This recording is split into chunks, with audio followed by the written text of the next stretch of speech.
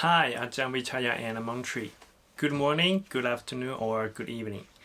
I decided to make this video for you to show my research result recently.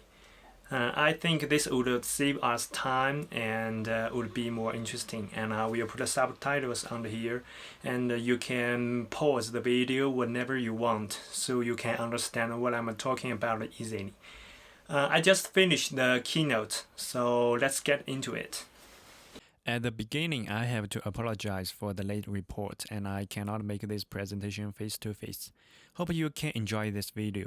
In this video, I will show you three parts. The first part is what I did in the past few months. The second part is the research result I get so far. And the third part is my thought and some questions. The first part, what I did. One of the important things is my son was born. I became a father and I spent a lot of time to take care of him and my wife. 2 months passed. He is so strong and healthy, so I have more time to do my business now. The other is about my research. Let's take a quick review of previous proposal. The purpose of our research is what we want to solve the problem, which is in the intraoral scanner cannot use to scan the edentulous. The first problem is intraoral scanner hard to get edentulous impression. The second problem is intraoral scanner cannot get functional impression. Our research is trying to solve the first one, so the hypothesis is landmarks will improve trueness and the precision of digital impression. As the research plan, the first step is to check the intraoral scanner precision and trueness. I went to the lab to scan the model for the first time, used the lab and the 3-chip intraoral scanner, scanned the upper model 5 times respectively. I haven't scanned the lower model. The reason is I found that the time of per scan is not fast, and I feel sorry for the technician who spent the whole morning with me. So I decided just modify and scan the upper model this time.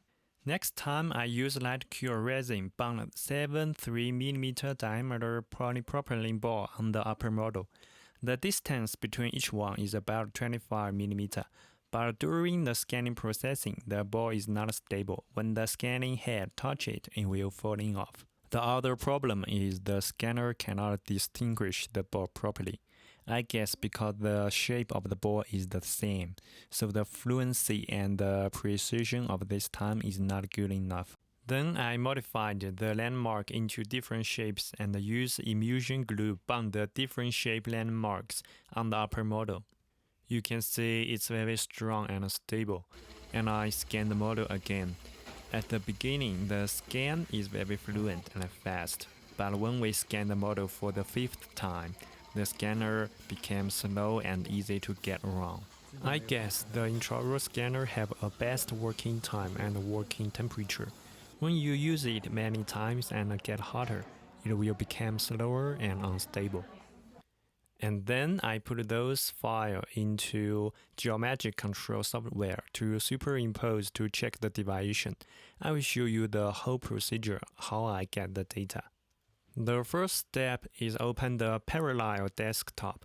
It's a software which can simulate the Windows system because the geometric control can only install on Windows. Then import the model data of each group we get from the intraoral scanner and the lab scanner, set one model as a reference model, and set another as a test model. Then use the best fit algorithm to superimpose those two models. After the superimpose, click the 3D compare. We get the color map. At the last, mark the result out, and you can see at the left corner, we can see the maximum and the minimum deviation and the average deviation. Repeat this procedure, we get all the data. Let's see what we get from the superimpose. The first group is lab scanner group.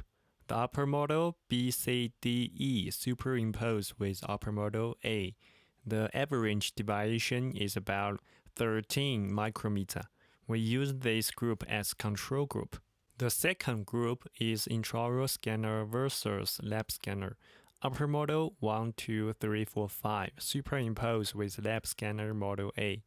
The result is the trueness of intraoral scanner. The best one is the first model. So we use it as the reference model when we study the precision of intraoral scanner. The last group is intraoral scanner itself, because the first model have the best trueness performance in the second group. So the upper model 2, 3, 4, 5 superimpose with first model respectively. Then we put the data together, compare the precision of intraoral scanner with the lab scanner. Apparently, the precision of intraoral scanner is much worse than lab scanner. The next superimpose is landmark first generation, so the result of the superimpose of this group is worse than the group without the landmark. But the deviation is much bigger than anyone before. The reason is the technician adding a base on the model when she exports the data out. If I remove the base and the landmarks and fill the hole with the geometric software and superimpose this group again, you can see the deviation is decreased than before. If we compare this group with the original one, you can see we improve the precision of the intraoral scanner with landmark first generation. If we superimpose the data with the lab scanner, you can see the trueness of the intraoral scanner also improved by the landmark first generation. Like the same, if we superimpose the model directly, the landmarks will affect the result. So I remove the landmarks and superimpose again. Put the data together, you can see the precision of landmarks second generation is not better than the landmarks first generation. At the last, we superimpose the landmarks second generation with lab scanner to see the trueness performance. And put the data together, seems the landmarks second generation have not much improvement. But if we rearrange the data from lowest to highest, and take the median number to compare, because median number can avoid the extreme condition, like the last scan always have bigger deviation. You can say landmark 2.0 is better than original one and landmarks 1.0. We come to the last part. Based on the research we did, we can get those conclusions. First, precision of intraoral scanner is worse than lab scanner. Second, landmarks can improve the trueness and the precision of intraoral scanner. Third, the different shape of landmarks can improve scan speed.